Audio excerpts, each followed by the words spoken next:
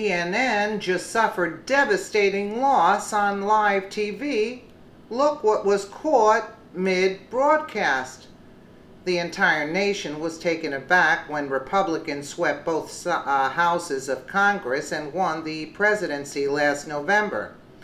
Of course, we all hoped it would happen, but it seemed a little too good to be true. People speculated, but we all held our collective breath and waited for the other shoe to drop right up until the end. After the results were in, though, and it really and truly went in our favor, the conservative base began to rejoice and grow even stronger than before. We looked around and realized we weren't as much in the minority as we thought, and it's given us strength. So much strength, in fact, that a recent special election that was supposed to go to a Democrat once again surprised the nation and went to the Republican candidate. Turns out that America is done rolling over and taking whatever the liberals hand out.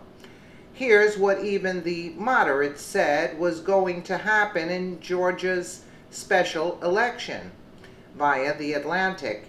After failing to win special elections in Montana and Kansas, Democrats hope to send a message that liberal discontent can win congressional seats in the highly anticipated race for Georgia's 6th congressional district. The special election between Democrat Jon Ossoff and Republican Karen Handel is down to the wire and too close to call as voters head to the polls on Tuesday to decide who will replace former Republican Representative Tom Price, who now serves as President Trump's Secretary of Health and Human Services. Polls indicate that Ossoff, a former congressional aide and virtual political unknown prior to the election, and Handel, a former Georgia Secretary of State, are locked in a tight race despite the fact that the 6th District has been a reliable Republican stronghold for a decade. Several public surveys have even shown Ossoff with a slight lead over the past month. A Democratic victory wouldn't significantly alter the balance of power in Congress, but could still deliver an immediate payoff for liberals. If Ossoff wins in a conservative district, congressional Republicans may become increasingly reluctant to support the president's agenda or take tough votes for controversial legislation, including the GOP effort to dismantle the Affordable Care Act. Republicans hope they can stave off an upset to send a message of their own. If the GOP prevails, it could reassure anxious congressional Republicans worried about keeping their seats. That might help Republican leaders keep members of their party in line by making it easier to prevent the kind of defections that could sink a legislative agenda. Even the moderate group said that Trump should have been losing the middle-of-the-road seats to the Democrats because he's taken things up so much. They had so many hopes and dreams riding on this election that you almost feel bad for them. I said almost. The journalist, political pawns over at CNN obviously showed up thinking they were going to have a fun day at work, rubbing things in Republicans' faces. That didn't work out just the way they'd planned. The resulting disappointment was kind of hilarious to watch.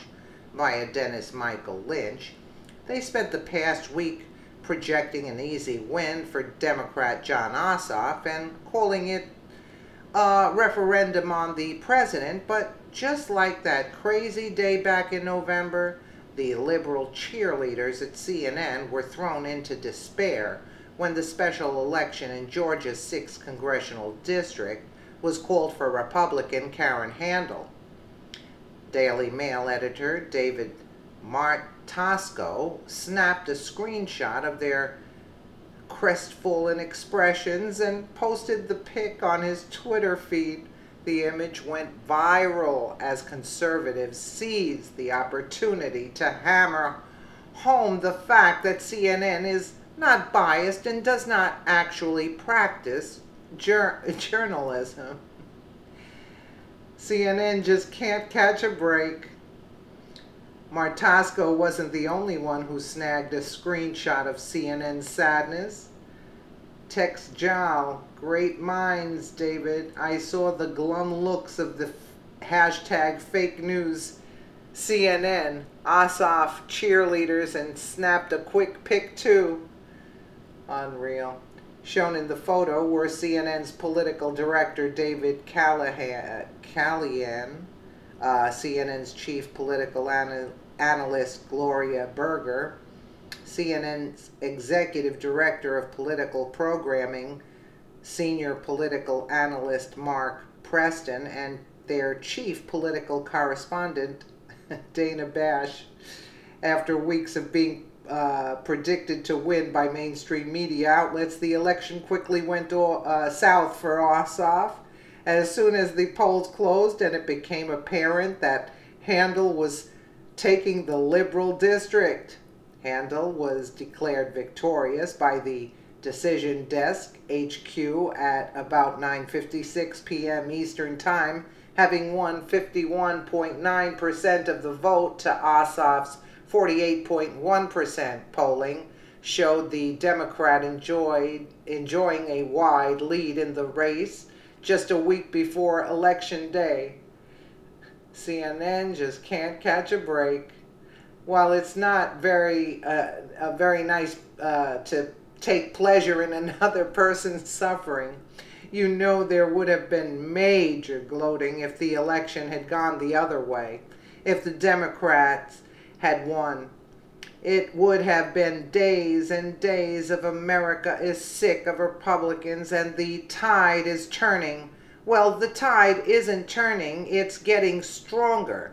And America has shown once again that it's sick of Democrats and their questionable morals, so CNN can cut onions to mask their tears for the next few days, but the people have spoken, and what's done is done.